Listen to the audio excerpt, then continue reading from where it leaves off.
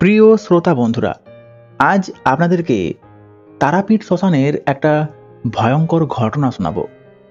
যেই ঘটনাটা গত বছর কালী পুজোর রাতে কলকাতার এক ইউটিউবারের সাথে ঘটেছিল। সেই ইউটিউবার তার ভিডিওকে ভাইরাল করার জন্য যেই পঞ্চমুণ্ডী আসনের কাছে যাওয়া নিষেধ, সেই জায়গাতে গিয়েই ভিডিও রেকর্ড করে। আর তার এই একটা ভুলের জন্য তাকে ওই শ্মশানে এমনকি বাড়ি ফেরার পর এমনই সব ভয়ঙ্কর ঘটনার সম্মুখীন হতে হয়, যা শুনলে আপনার রাতের ঘুম উড়ে যাবে। তো ওই ইউটিউবারের সাথে ওই শ্মশানে ঠিক কি কি ঘটনা ঘটেছিল, বাড়ি ফেরার পরেই ঠিক কি ঘটেছিল, এবং এই ঘটনার শেষ পরিণতিটাই ঠিক কি হয়েছিল, এই প্রত্যেকটি কথা জানতে হলে ঘটনাটা শেষ পর্যন্ত শুনুন। নমস্কার, আমি উৎপল ঘটক। প্রত্যেক সোমবার ও বৃহস্পতিবার রাত ৮টার মতো আজও ঠিক রাত ৮টায় হাজির হয়েছি একটি ভয়ঙ্কর ভৌতিক অভিজ্ঞতাকে নিয়ে। আর আজকের এই ভয়ঙ্কর ভৌতিক অভিজ্ঞতাটি কলকাতার টালিগঞ্জ থেকে সৌম্য চ্যাটার্জি লিখে পাঠিয়েছে। হ্যাঁ, এই ঘটনাটি সৌম্যদার নিজের জীবনেরই ঘটনা। তো সৌম্যদা ঘটনাটিকে ঠিক যেভাবে লিখে পাঠিয়েছে, আমি ঠিক সেভাবেই ঘটনাটিকে পড়ে শোনাচ্ছি। তবে ঘটনায় যাওয়ার আগে যেটা আমি বরাবরই বলি, যে গত ভিডিওতে যারা যারা প্রশ্নের সঠিক উত্তর দিয়েছেন তাদের প্রত্যেকেরই নাম আজকের এই ভিডিও শেষে ঘোষণা করা হবে। আর আজকের এই ভিডিওতেও ঘটনা থেকে একটি প্রশ্ন থাকবে, যেই প্রশ্নের সঠিক উত্তর যারা দিবেন পরবর্তী ভিডিওতে তাদের নামও ঘোষণা করা হবে। তো চলুন দেখে নিই সৌম্যদা ঠিক কি লিখেছে। হাই উৎপল, আমি সৌম্য চ্যাটার্জি কলকাতার টালিগঞ্জ থেকে আজ তোমাকে আমার নিজের জীবনে ঘটে যাওয়া একটা ভয়ঙ্কর ঘটনার কথা লিখছি। যেই ঘটনাটা গত বছর কালী পুজোর রাতে তারাপীঠ মহাশ্মশানে ঘটেছিল। উৎপল, আমার একটা ইউটিউব চ্যানেল আছে, যেখানে বর্তমানে হয়তো সেরকম আর ভিডিও আপলোড করি না, তবে একটা সময় আমি খুব নিয়মিতভাবে ভিডিও আপলোড করতাম। আমার ভিডিওর মূল থিম ছিল হন্টেড প্লেসকে এক্সপ্লোর করা। আমি বহু হন্টেড প্লেসে রাত কাটিয়েছি। Bagha Jatin railway bridge, Ballygunge cemetery, Dum Dum cantonment, অনেক জায়গায়। কিছু কিছু জায়গায় সত্যি অস্বাভাবিক কিছু ঘটেছে, আবার কিছু কিছু জায়গায় সেরকমভাবে কোনো কিছু টেরই পাইনি। তো আমার এই ভিডিওগুলো যারা দেখতো, মানে যারা আমার সাবস্ক্রাইবার ছিল, তাদের বেশিরভাগ জনেরই একটাই দাবি ছিল, তারা তারাপীঠ শ্মশানের ভিডিও চাই। তারা দেখতে চায় যে সত্যি ওই শ্মশানে কোনো কিছু ঘটে কিনা। তো সাবস্ক্রাইবারদের দাবি, সেটা তো মানতেই হবে। তাই ঠিক করলাম যে কালী পুজোর দিন রাতেই তারাপীঠ যাব, দেখব সত্যি ওখানে কোনো কিছু ঘটে কিনা।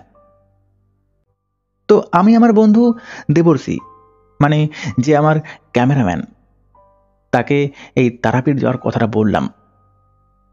তবে ও তো আমার এই কথা শুনে প্রথমেই না করে দিল।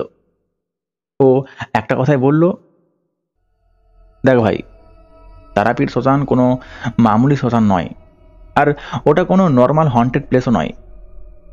ওখানে কালী পুজোর রাতে অনেক তান্ত্রিক থাকে, অনেক সাধু থাকে, তারা সাধনা করে। ওখানে যাওয়াটা মোটেও ঠিক হবে না। আর তোর যদি যেতে মন যায় তুই যা, আমি কিন্তু যাব না। ওর একটাই বক্তব্য, ও কোনো মতেই যাবে না। কিন্তু আমিও তো নাছোড় বান্দা, ও যাবে না আর আমিও ছাড়বো না। শেষমেশ কোনো রকমে আংবাং বুঝিয়ে রাজি করালাম।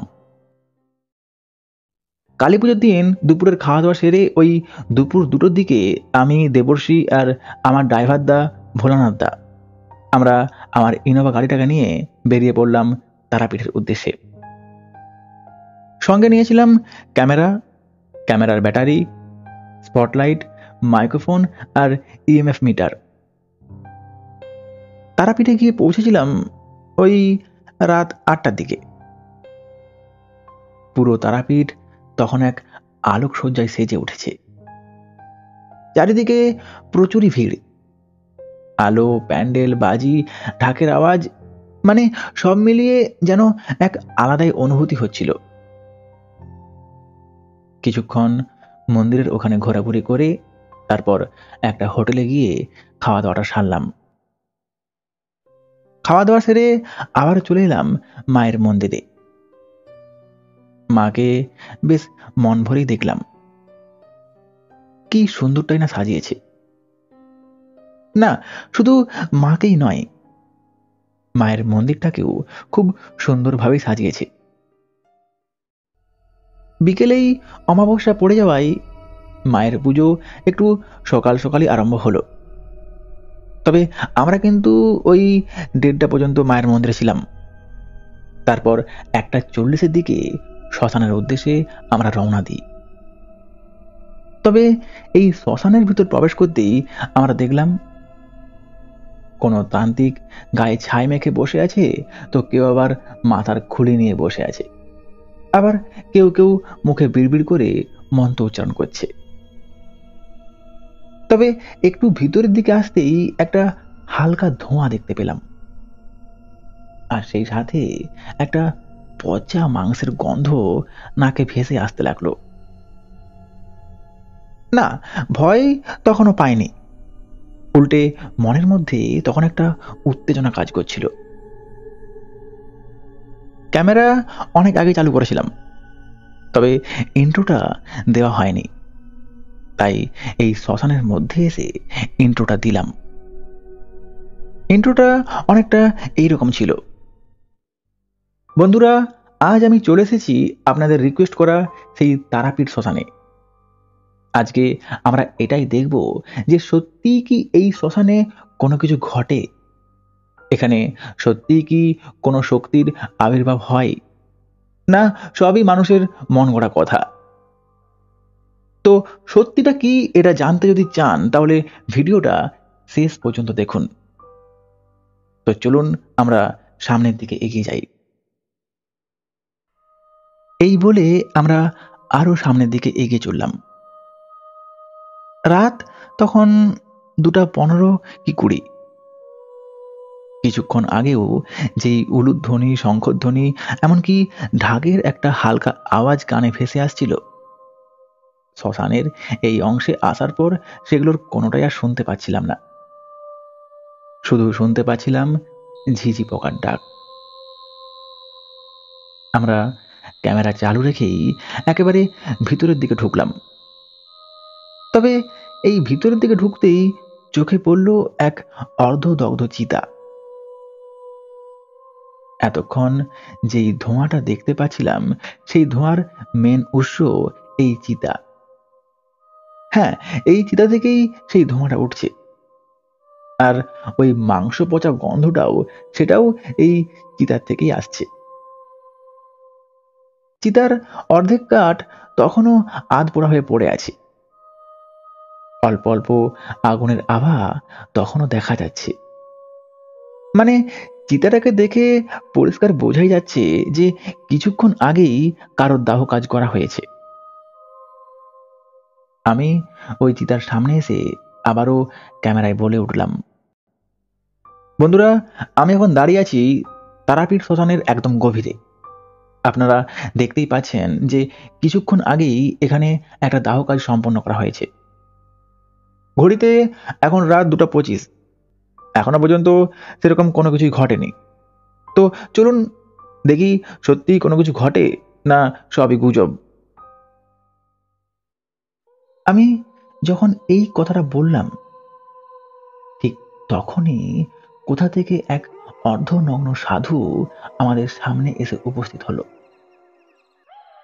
তার গোটা গায়েই ছাই মাখা, চোখে মুখে এক ভয়ঙ্কর তীব্র রাগ। সে তার ওই রাগান্বিত চোখ নিয়েই আমাদেরকে বলে উঠল, এই এত রাতে এখানে তোরা কি করছিস? প্রাণে বাঁচতে চাইলে এখনই এখান থেকে কেটে পড়, নইলে সব কটা প্রাণে মারা যাবি। আমি সঙ্গে সঙ্গেই সাধু বাবাকে বলে উঠলাম, বাবা প্রণাম নেবেন। আসলে আমরা মা তারাকে নিয়ে আর এই শ্মশান নিয়ে একটা ভিডিও বানাচ্ছি। আমরা কিন্তু কাউকে বিরক্ত করছি না, আর কাউকে বিরক্ত করবো না। আমরা এক্ষুনি বেরিয়ে যাব। সাধুটি আমার এই কথাটা শুনে হাসতে শুরু করলো, আর হাসতে হাসতে বলে উঠল, ওরে মূর্খ, ওই দিকে দেখ, দেখ কে দাঁড়িয়ে আছে। ওনার ইশারা মতো আমরা সবাই সেদিকে তাকালাম, কিন্তু কাউকে দেখতে পেলাম না। আমরা আবারও সামনের দিকে ঘুরলাম, তবে এই সামনের দিকে ঘুরতেই প্রথম সবচেয়ে বড় ধাক্কাটা খেলাম। যেই সাধু আমাদের সঙ্গে এতক্ষণ কথা বলছিল, সে এই কয়েক সেকেন্ডের মধ্যেই পুরো অদৃশ্য হয়ে গেল। দেবর্ষী, আমি, ভোলানাথ দা, আমরা তিনজনেই বেশ প্রচন্ডই ভয় পেলাম। তবে আমি দেবর্ষীকে সঙ্গে সঙ্গে বলে উঠলাম, ভাই একটা কাজ করতো, ফুটেজটা প্লে কর, দেখ না কোনো কিছু দেখাচ্ছে কিনা।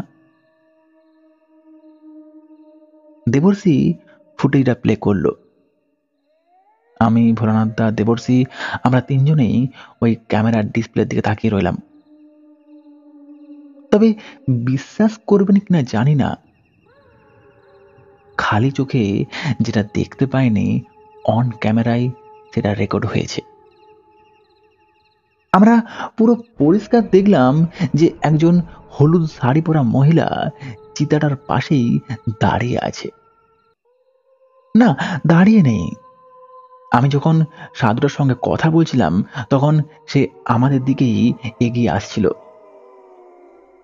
তবে আমরা যেই পেছন ঘুরে তাকালাম, অমনি সে পুরো অদৃশ্য হয়ে গেল।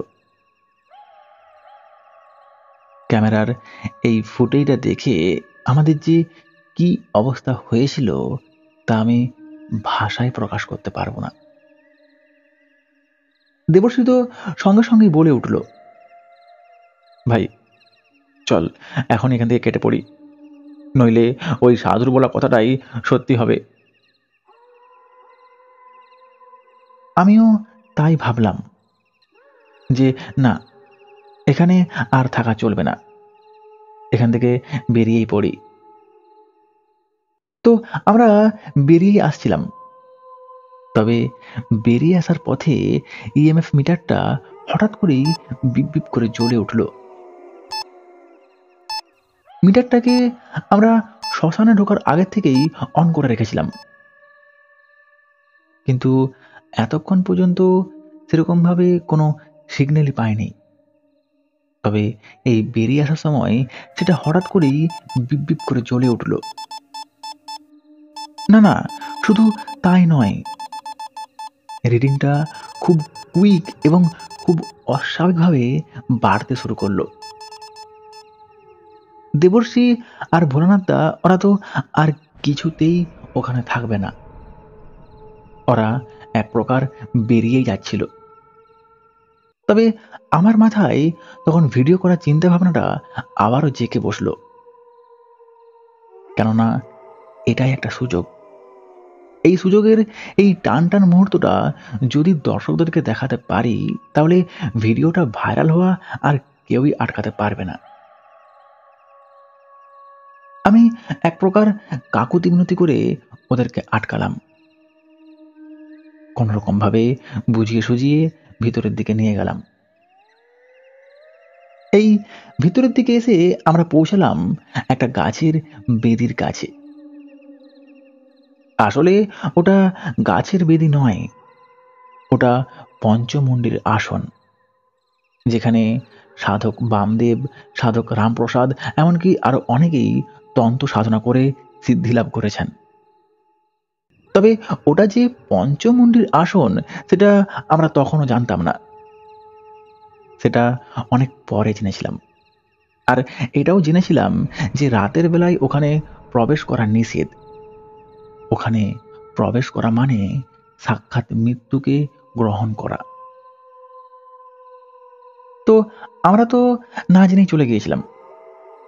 তবে ওখানে যাওয়ার পর থেকে পচা মাংস আর ধূপের মিশ্রণে একটা অদ্ভুত গন্ধ নাকে ভেসে আসছিল।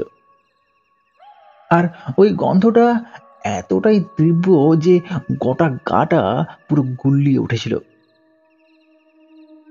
এদিকে ঠিক সেই সময় দূর থেকে কোথাও একটা কুকুর এক অদ্ভুত আওয়াজ করে ডেকে উঠল। আর ঠিক তখনই একটা ঠান্ডা বাতাস সজোরে এসে আমার শরীরে ধাক্কা মারল। আমি আচমকাই পুরো তিড়কে উঠলাম। দেবশ্রী তো ভয়ার্ত কণ্ঠে সঙ্গে সঙ্গে জিজ্ঞাসা করে উঠল, কি রে, কি হলো? তুই ঠিক আছিস তো? আমি ওকে কিছু একটা বলতে যাব, ঠিক তখনই আমার ঘাড়ে একটা ঠান্ডা হাতের ছোঁয়া পেলাম। আর সেই সাথে একটা জোরালো নিঃশ্বাসের শব্দ। আমি সঙ্গে সঙ্গেই পেছন ঘুরে তাকালাম। আর এই পেছন ঘুরে তাকাতেই আমি যা দেখলাম তা দেখে আমার ওখানেই হার্ট অ্যাটাক হয়ে যাওয়ার জোগাড়। আমি পুরো পরিষ্কার দেখলাম সেই হলুদ শাড়ি পরা মহিলাটি যাকে একটু আগে ক্যামেরার ডিসপ্লেতে চিতার পাশে দেখছিলাম, সে এখন একেবারেই আমার পেছনে আমার সামনে দাঁড়িয়ে আছে। তার মুখমণ্ডলে এক ভয়ঙ্কর হিংস্র রাগী ভাব ফুটে উঠেছে। শরীরের বিভিন্ন জায়গা থেকে পোড়া মাংস ঝলসে ঝলসে পড়েছে। আর তার শরীর থেকেই সেই পচা দুর্গন্ধটা ভেসে আসছে। না, আমি আর দাঁড়িয়ে থাকতে পারিনি। প্রাণপণ হাতে নিয়ে এক নিঃশ্বাসে ওখান থেকে দৌড় দিই। আমাকে দেখে দেবর্ষী, ভোলানাথদা ওরাও দৌড় দেয়। তবে ওরা কিন্তু ওই আত্মাকে দেখতে পায়নি, কেননা বাইরে এসে ওরা আমাকে জিজ্ঞাসা করে উঠল, কি রে, কি হলো? তুই হঠাৎ এরকম ভাবে দৌড়ে পালিয়ে এলি কেন? আমি ওদের এই কথা শুনে যেন আকাশ থেকে পড়লাম। আমি সঙ্গে সঙ্গেই ওদেরকে জিজ্ঞাসা করলাম, কেন, তোরা কি কোনো কিছু দেখিসনি? ওরা আবার বলে উঠল, কি কি দেখার কথা বলছিস? তুই দৌড় দিলি বলে আমরা তো দৌড়াতে আরম্ভ করলাম।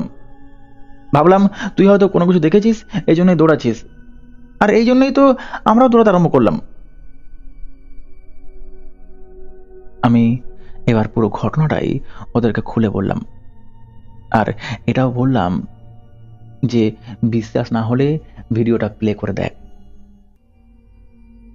কিন্তু অবাক করার বিষয়, ক্যামেরাটা আর ওপেনই হচ্ছে না।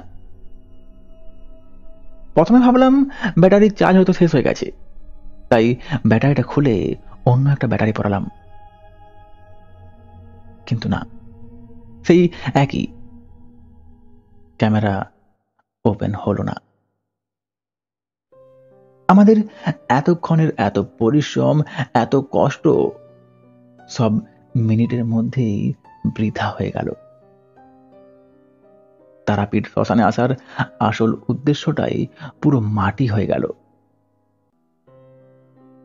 মনে প্রচুরই আঘাত পেলাম, মানসিকভাবেও বেশ ভেঙে পড়লাম, কেননা এত কষ্ট করার পরেও রেজাল্ট আলটিমেট 0।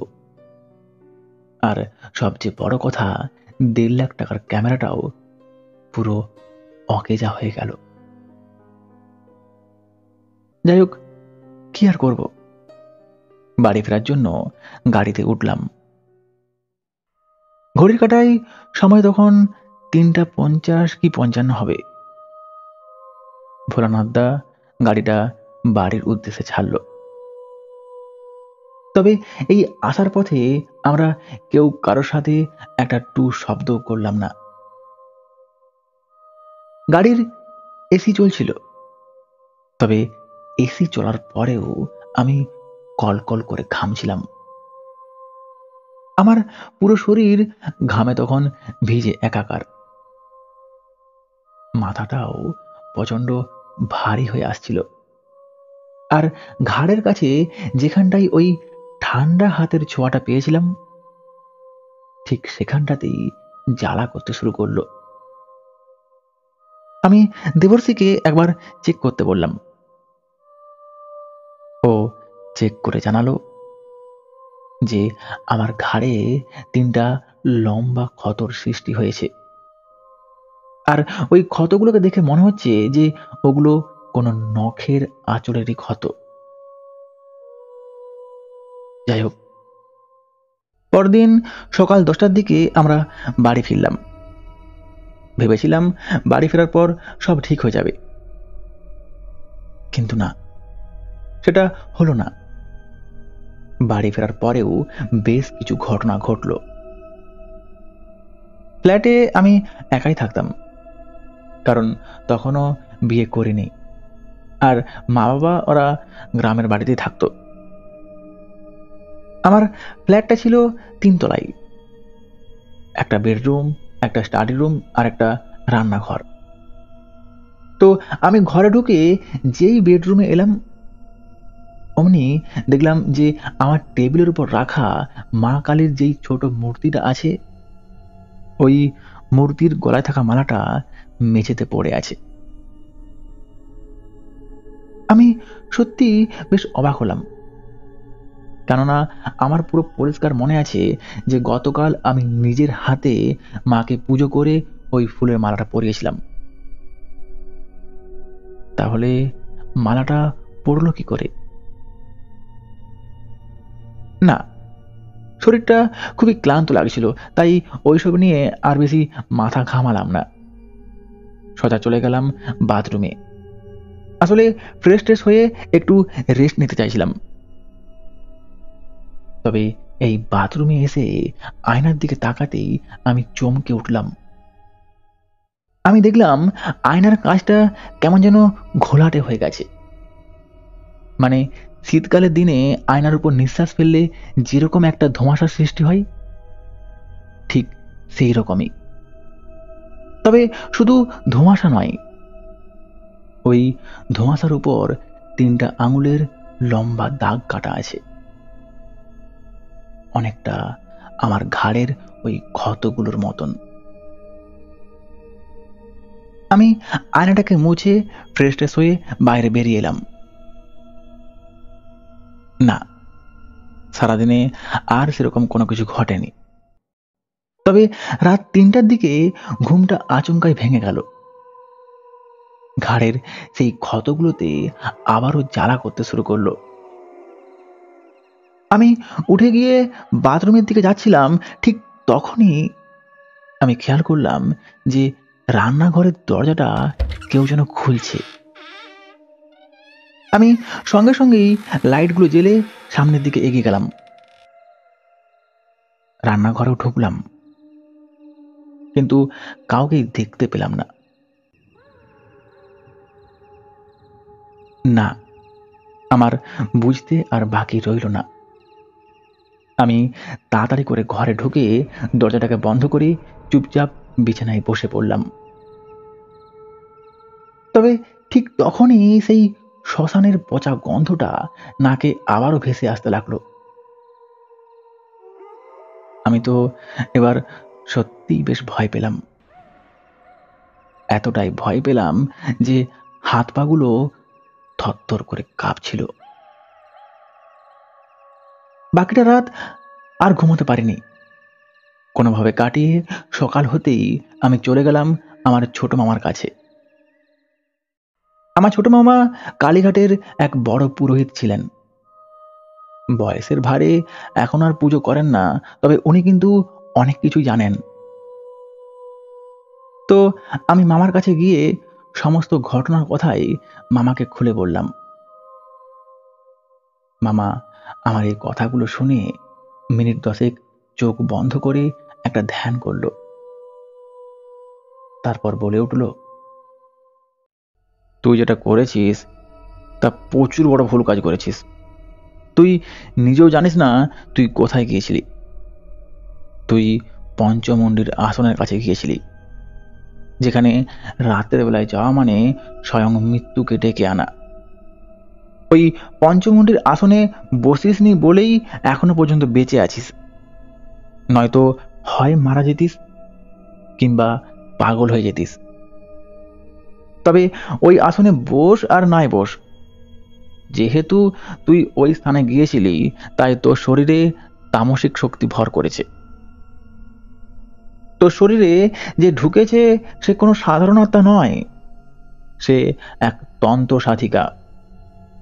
সে সাধনা করার জন্যই ওখানে গিয়েছিল, কিন্তু সে তার সাধনা সম্পূর্ণ করতে পারেনি। সে ওই স্থানেই মারা যায়, আর এই জন্য ওর আত্মা আজও ওখানে ঘুরে বেড়ায়। না, শুধু ওর আত্মাই নয়, ওর মতন অনেকের আত্মাই ওখানে আছে। যাই হোক, শোন, ও একবার যখন তোর শরীরে প্রবেশ করেছে, ও কিন্তু এত সহজে তোর শরীর থেকে বেরোবে না। ও তোকে তিলে তিলে শেষ করে তবেই মুক্তি নেবে। তবে হ্যাঁ, ওর হাত থেকে বাঁচার একটা উপায় আছে, আর সেটা হলো অঘরী সাধনা, এবং সেটা আজ রাতেই করতে হবে। কেননা ও প্রতি রাতেই অল্প অল্প করে শক্তিশালী হয়ে উঠবে। অতএব যদি দেরি করা হয় তখন তোকে আর কোনোভাবেই ওর হাত থেকে বাঁচানো যাবে না। মামার এই কথাগুলো শুনে আমার তো হাত পাগুলো থরথর করে কাঁপতে শুরু করলো। মামা আবারও বলে উঠল, চিন্তা করিস না, কিচ্ছু হবে না। আমি যতক্ষণ আছি তোর কিচ্ছু হতে দেব না। শোন, আজ রাতেই আমি তোর ফ্ল্যাটে যাব, যা করার ওখানেই করব। মামা কথা মতো রাত 10টার দিকে আমার ফ্ল্যাটে এলো। মামার পরনে তখন এক লাল বস্ত্র, গলায় রুদ্রাক্ষের মালা, কাঁধে লাল কাপড়ের একটা ঝোলা, আর কপালে বড় করে একটা সিঁদুরের টিপ। মামা রুমে ঢুকে তার ঝোলা থেকে এক এক করে সব জিনিসপত্রগুলোকে বার করতে থাকলো। এই যেমন একটা মানুষের মাথার খুলি, একটা ত্রিশূল, শ্মশান ধূপ, লাল চন্দন, আর এক অদ্ভুত টাইপের কালো মাটি, যেটা নাকি তারাপীঠেরই মাটি। তো রাত 11টার দিকে মামা তার সাধনা শুরু করলো। প্রথমে আমার টেবিলে থাকা মা কালীর মূর্তিটাকে বেলপাতা, জবা ফুল, সুগন্ধ ধূপ, বাতাসা এসব দিয়ে পুজো করলো। তারপর ওই মাথার খুলিটাতে কিছুটা মদ ঢেলে সেটাকেও পূজা করতে লাগলো। তবে এরপর যা ঘটেছিল সেগুলো আমার কিন্তু মনে নেই, কারণ সেই মুহূর্তে আমি নিজের মধ্যে ছিলাম না। পরে মামার মুখ থেকেই বাকি ঘটনাটা শুনেছিলাম। তো মামা যেটা আমাকে বলেছিল যে মামা যখন ওই মাথার খুলিতে থাকা মদটাকে পুজো করছিল, তখন আমি নাকি ওই মদটা খাই। তো আমি মদটা খেলে মামা আমাকে বেশ কিছু প্রশ্ন করে। মামা জিজ্ঞাসা করে যে তুই কে, তুই কেন এর শরীরে ভর করেছিস, আর কি করলে তুই এর দেহ ছাড়বি। তখন আমি নাকি মহিলা কণ্ঠে মামাকে বলেছিলাম, আমার নাম মায়ামণি দেবী। আমি এক কালী পুজোর রাতে ওই পঞ্চমুণ্ডির আসনে বসে তন্ত্র সাধনা করছিলাম, কিন্তু এইরকমই কয়েকজন যুবকের জন্য আমার সাধনা সম্পূর্ণ হয়নি। আমি যখন সাধনা করছিলাম তখন তারা আমার সাধনাস্থলে পৌঁছে গিয়ে আমার সাধনায় ব্যাঘাত ঘটায়, আর এই কারণেই আমার মৃত্যু হয়। কারণ এই সাধনার ক্ষেত্রে সাধনা অসম্পূর্ণ হলে তার ফল একটাই, সেটা হলো মৃত্যু। তবে হ্যাঁ, আমি এক শর্তেই এর দেহ ছাড়ব, আর সেটা হচ্ছে একে ওই শ্মশানে গিয়ে আমার কাছে ক্ষমা চাইতে হবে।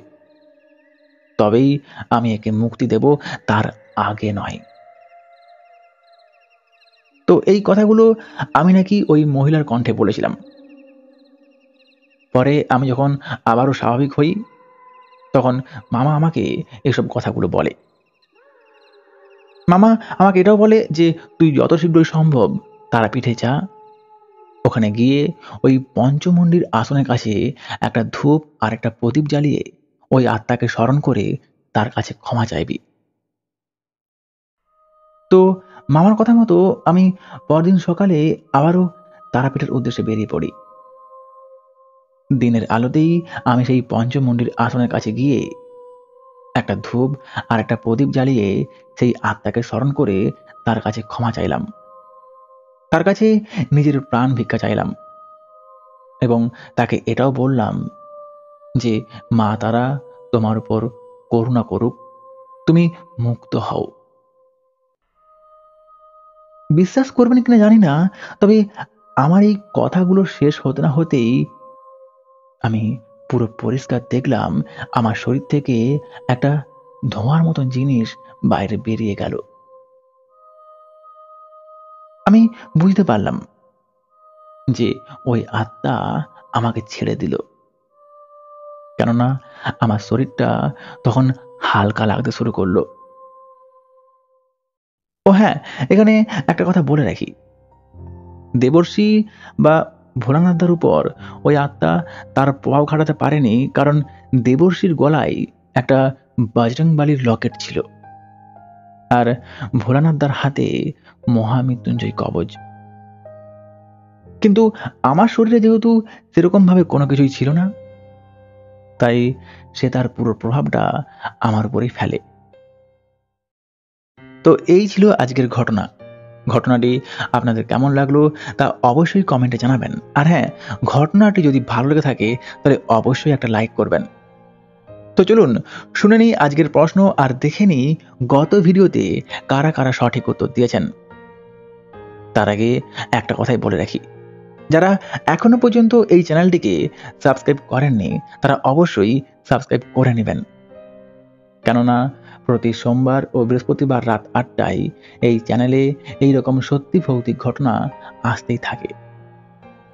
চলুন শুনে নিই আজকের প্রশ্ন। আজকের প্রশ্ন, সৌম্যদার মামা কোন মন্দিরের পুরোহিত ছিলেন? উত্তর লেখার নিয়ম তো জানেনি। প্রথমে নিজের নাম, তারপর কোথা থেকে ঘটনাটি শুনছেন এবং সবশেষে প্রশ্নের উত্তর। তো চলুন এবার দেখে নিই গত ভিডিওতে কারা কারা সঠিক উত্তর দিয়েছেন। সঠিক উত্তর দিয়েছেন বাঁকুড়া থেকে প্রিয়াঙ্কা দে ও সন্দীপ দত্ত, পশ্চিম মেদিনীপুর থেকে অনন্যা ভৌমিক ও রাধেশ্যাম পাল, বাদগুল্লা থেকে দেবতী বিশ্বাস, কলকাতা থেকে মমতা মুখার্জি ও সৃজিতা ব্যানার্জি, কল্যাণী থেকে সাথী দাস, নাগেরবাজার থেকে সৌজাত্য ঘোষ, হাওড়া থেকে চন্দনা মাইতি, এসকে রোজিনা ইসলাম ও এসকে আমিরুল ইসলাম, বেলঘরিয়া থেকে কুশল দাস, কোন্নগর থেকে দিশা বোস, ডানকুনি থেকে জবা চক্রবর্তী, বিরাটি থেকে চিরঞ্জিত অধিকারী, মুম্বাই থেকে শায়েস্তা সামা এবং সর্বশেষ ইছাপুর থেকে মধুমিতা চক্রবর্তী। তো চলুন আবার দেখা হবে সোমবার রাত ৮টায়। ততক্ষণ সবাই ভালো থাকবেন, সুস্থ থাকবেন, নিজের ও পরিবারের খেয়াল রাখবেন।